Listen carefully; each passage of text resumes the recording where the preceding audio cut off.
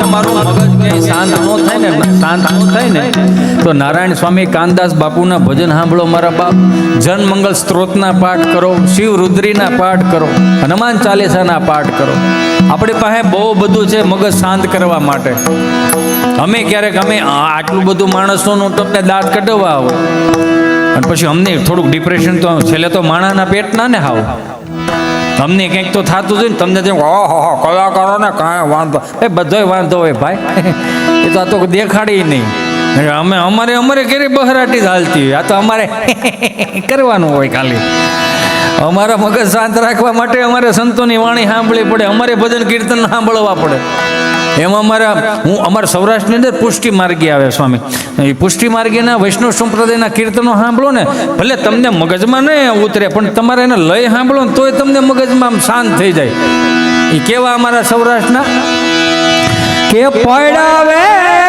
પ્રીત કરું છું પેલી રે વાલે મારે યા ભરવનમાં પેલીને દિવસ ઘણા થયા રે.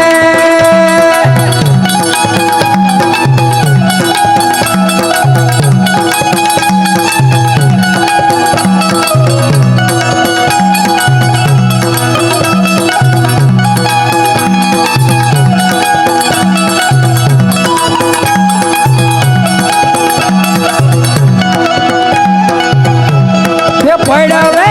પ્રીત કરું છું પેલી રે વાલે મારે યા ભરવનમાં પેલીને દિવસ ઘણા થયા રે.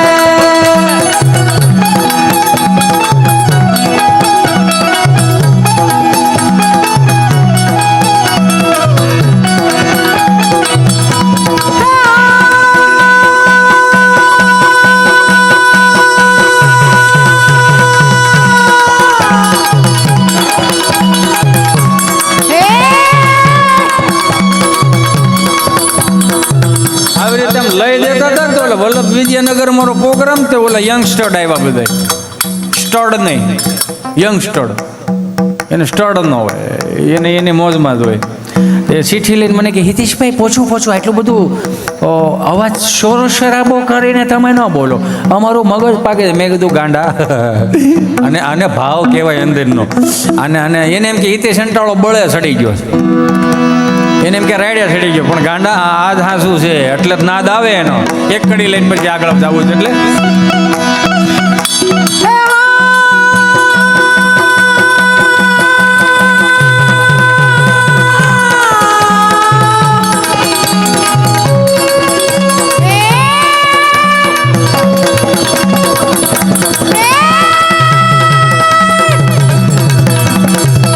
અમારા ઉસ્તાદ માટે એક વખત જોરદાર તાળીઓથી બધા.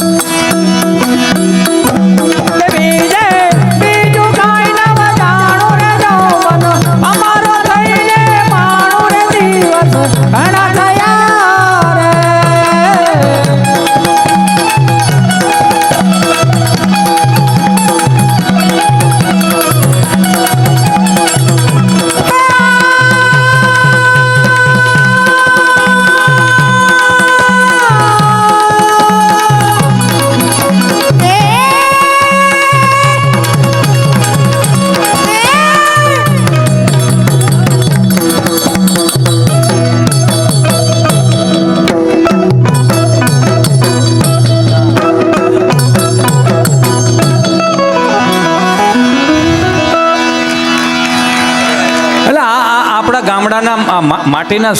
આને સુરો કહેવાય. એમ કહેવાનો ભાવ કે આ યુવા પેઢી બેઠી છે ને હજી ક્યાંય જવા નથી, હજી ચાલુ જ છે. આ ભાગ્યા છો ક્યાંય 7 કલાક ગઈ મારે તમારે વધી ભોગતા, અને હજી તો ઘણું રસ્તાનું કામ ચાલુ છે. કચ્છ વિકાસના પંથે છે. હમણાં કેરીઓ આવી જાવ. હું તો આગળ અમારે ઓલે ભાઈ એમ કહેતો હતો, મેં કીધું મારા જે સારથી રહ્યા, મેં કીધું તું જરીક નજર કરતો દેજો. મેં કીધું કચ્છની કેરી લઈ દેવી છે આપણે, એની વાત ન થાય. અમારા કાઠિયાવાડની કેસર કેરી ને તમારે કચ્છની કેરી એની આરે ન આવે કાંઈ. અને એની ખારેખી અહીંયા બગડા સટી કરે એવી મજા આવે એમ, મતલબમાં ગમે એમ, એનો ભાવ સારો ને એટલે. એવું જ અમારે આજે નવરાત્રિમાં ઈશ્વર કાકા અમારા સૌરાષ્ટ્રમાં ફાળો આવે ને એટલે સરપંચ ફાળાની બુક લઈને આવ્યા આમ હાલો તમે બધાએ મને જે આ વર્ષે સરપંચ બનાવી દીધો છે તો આખા ગામનો હું આભારી છું અને હું તમને બાહેધરી આપું છું કે આ નવરાત્રિનો જે આ વર્ષનો ફાળો રહ્યો એ ફાળો અને આવતા 4 વર્ષનો ફાળો હું મારી એકની પાસે જ રાખીશ એની જવાબદારી આપું છું અત્યારે નહીં સમજાય પછી સમજાય અમુક જોક્સ એવા હોય અત્યારે ન સમજાય દાખલા તરીકે મારે 10 વર્ષનો દીકરો છે અને હું આ તો પ્રોગ્રામમાં હોય એટલે 15 દિવસે 20 દિવસે ઘરે જતા હોય પ્રોગ્રામ ના હોય એટલે 7 વાગે ઓફિસેથી નીકળી જાય એટલે 8 વાગે ઘરે પહોંચી જઈએ એ રીતે જઈએ એક દિવાળી 7:30 વાગે ઘરે આવ્યો તમારો છોકરો એની મમ્મી હારે થોડોક ઝઘડો કરતો છે મીઠો ઝઘડો મારે પ્રાણી સંગ્રહાલય જોવા જવું બેટા ક્યાં જવું છે પ્રાણી સંગ્રહાલય જોવા જવું છે કે બેટા પ્રાણી સંગ્રહાલય જોઈને તું શું કરીશ વાંદરો જોશ શું જોવું છે બેટા મંકી જો કરે લેવો મંકી જોવો એની મમ્મીએ સહજતાથી કીધું 8 વાગવા દે એ ભાઈ એમાં તાળીઓ હું પાડો જાય એટલે આપણે સાંભળો તો ખરા યાર તમે દાંત હે ના કાઢો અરે પણ પેલા પૂરું તો સાંભળો આપણો વાંધો તા ગુજરાતી પેલા પૂરું નથી સાંભળતા અરે એની મમ્મી એવું કીધું કે તારા પપ્પા 8 વાગે આવે ને તો તમે બાપ દીકરો બે નક્કી કરીને તમારે જે જોવા જવું એ જાજો તમે કેમ ભાઈ યાર વાંદરામ ખપાવો યાર એમને હું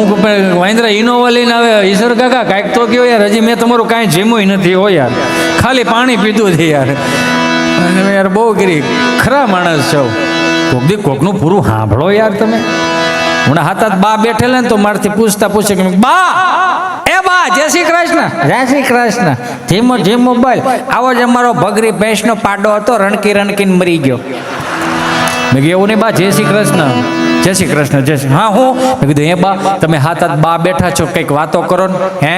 મેં તમે 7 બા બેઠા છો કંઈક વાતો કરો મને કે કોની કરવી આજ બધું હાજર છે બધું હાજર છે એક વખત ઘરની બહાર નીકળો તો હવેલીએથી ઠાકરજીનો પ્રસાદ બા લાવ્યા અને કે જય શ્રી કૃષ્ણ દીકરા મેં જય શ્રી કૃષ્ણ બા લાવો ઠાકરજીને પ્રસાદ આલે ખાતો જા મેં લાવો એટલે મેં જમણો હાથ આગળ દીધો ડાબો હાથ નીચે તુલસી પત્ર ને એમાં કાજુ બદામ ને કિશમિશ નહીં હતા કાજુ બદામ ચવાઈ જાય કિશમિશ રહી ને એક તો ઓલરેડી હુકાઈ ગયેલી જ આવે દાઢે ચડે ભીની થાય કરવી પડે એટલે હવે કાઢવી પડે એટલે મેં કીધું બા થોડો પ્રસાદ ઘરે લેતા જાઓ ઘરે લેતા જાઓ શું મેં તો ફળિયામાં છોકરાઓ રમતા હોય બીજા એને આપો એને આપું મેં તો મારા દાદાઓ બેઠા હોય એને આપો મેં તો તમે ખાવ ને હું ખાવ પણ બટા મોઢામાં દાંત ન મળે ને તો આ ગલોફે ઓલો ગલોફે ચગલે રાખો નો ચવાય તને દઈ દઉં અને માનું એઠું ખાધું એને જ આવડ્યું છો છી ગંદુ છે કરીને મૂકી દીધું એના દાખલા નથી અને એ એકમાં હાથ વહુને હાંચવી શકતી હાથ દીકરાઓને હાંચવી શકતી સમજાય ને વંદન આમાં એક માં એ 4 દીકરા ની વહુ એના દીકરા એ 10-12 જણાનું કુટુંબ હોય તો એક બા હાંચવી લ્યો અને અત્યારે જેમ જેમ મોડર્ન થતું જાય એમ ટૂંકું થતું જાય છે અત્યારની સાસુને વહુ જોઈએ છે કેવી વહુ જોઈએ છે જો સુશીલ વહુ જોઈએ છે સંસ્કારી વહુ જોઈએ છે દેખાવડી વહુ જોઈએ છે રૂપાળી વહુ જોઈએ છે ઇન્ટેલિજન્ટ વહુ જોઈએ છે એને ઇંગ્લિશ આવડવું જોઈએ એમ અને રસોઈ પણ સારી આવડવી હોવી જોઈએ આટલી એક સાસુની એક વહુમાં એટલી રિક્વાયરમેન્ટ અને એક વહુની રિક્વાયરમેન્ટ એક જ રિક્વાયરમેન્ટ હાહુદ ન હોવી જોઈએ વાનું શું કરો તમે એ તો પછી આમ જ કે રેશન કાર્ડમાં જ ન આવે આ બધું ટૂંકું થતું જાય છે એમાં અમારે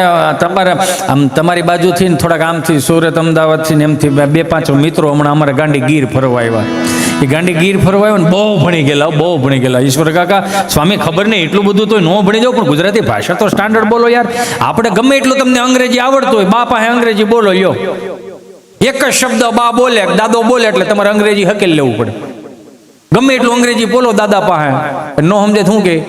હે હું કહી દો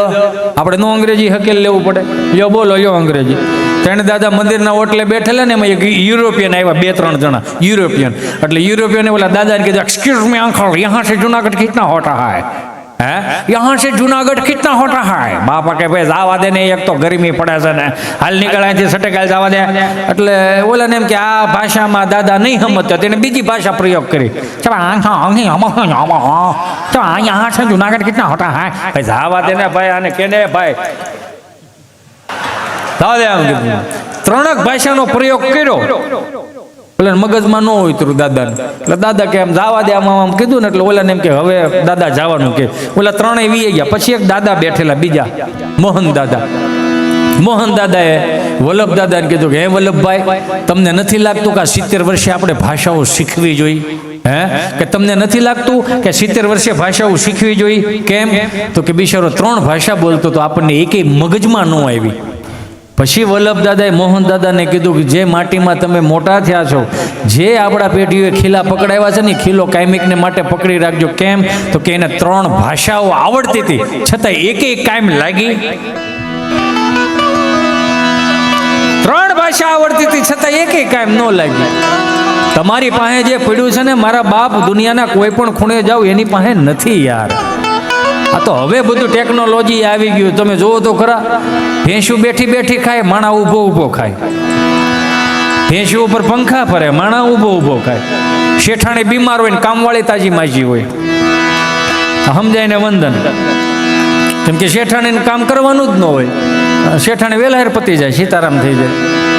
કામ કરતા રહ્યો કર્મ કરતા રહ્યો કામ કરશો તો જ આ શરીર હારા રાજ્ય આ જીમમાં જવાનું બંધ કર્યું એટલે જીમના સંશોધન થયા ને ગમે એટલા રૂપિયા હોય ડોક્ટર બધી ખાવાનું ના પાડી દે શું કરવું 500 નોટનું બટકા ભરાય એની કરતા કાંઈ ન હોય તો હુકો રોટલો ને એક ખાલી ગોળનો ગાંગડો ને ગોળ કરીને ઓથાણું હોય તો કેવી નીંદર આવે કરીને ઊભા થઈ જાય આ તો હવે બધું બેબીને બોરમીટા પીવડાવો બેબી મૂડમાં નથી પણ બેબીને 3 દી ભૂખી રાખો ને આફોડે મૂડમાં આવી છે બપોરના રોટલા ગુંદાના અથાણે ચાલુ કરવાનું કે મને કહેજો આ ચાગલાઈ કરી છે એમાં એટલી બધી થાય બાકી એક કાંઈ લાફા ખાધા છે એને ખબર હશે હું ખાવું હું ન ખાવું અત્યારે 100 છોકરા ભેગા કરો ને ઈશ્વર કાકા 100 છોકરા ભેગા કરો એમાં લગભગ 10 થી 12 છોકરા શાક બકાલું ખાતા હશે બાકી નકરું બટેટું કઢી ખવડાવો યાર આને કઢી ખવડાવો અમારે તો કઢી એટલે વાત જવા દો કઢી સિવાય બીજું કાંઈ નહોતું સોમવારે પ્લેન કઢી મંગળવાર મરસાન કઢી બુધવારે હરગવાન કઢી ગુરુવાર ધોળી કઢી નકરું કઢી જ હતું કઢી સિવાય બીજું કાંઈ નહોતું નામ આમ કહું આમ કઢીનો પાટી આમ હાલ્યો આવતો ને બાને પૂછીને બા હું બનાવ્યું કઢી તમે ભાંડવડામાં લાઈનમાં બેઠા ને તો એકાદું એમ કે હું નહીં ખાવ આમ કરે ને હું નહીં ખાવ એટલે બાનો મગજ ફાટે એ શબ્દ હું નહીં ખાવ એ ક્યાં ફળિયામાં ટ્રાન્સફર કરે હું કામ રીધી સીધી ખાઈને બીડી ઉઠાડતા હોય આખા ઘરની રીતિ સીધી બહાર ત્યાં ખાટલે આને કઈ કેવું છે એકની વાસે 2 બગડે છે એ મોડર્ન બા હોય અમાર ગામડાના બા આને કઈ કયો નહીં એકની વાસે 2 બગડે તો દાદો ઊભો થાય હાથેની સામું જવે કડે હાથ દઈને ખાલી એક જ ઓપ્શન આપે ખાવો છે કે માર ખાવો આ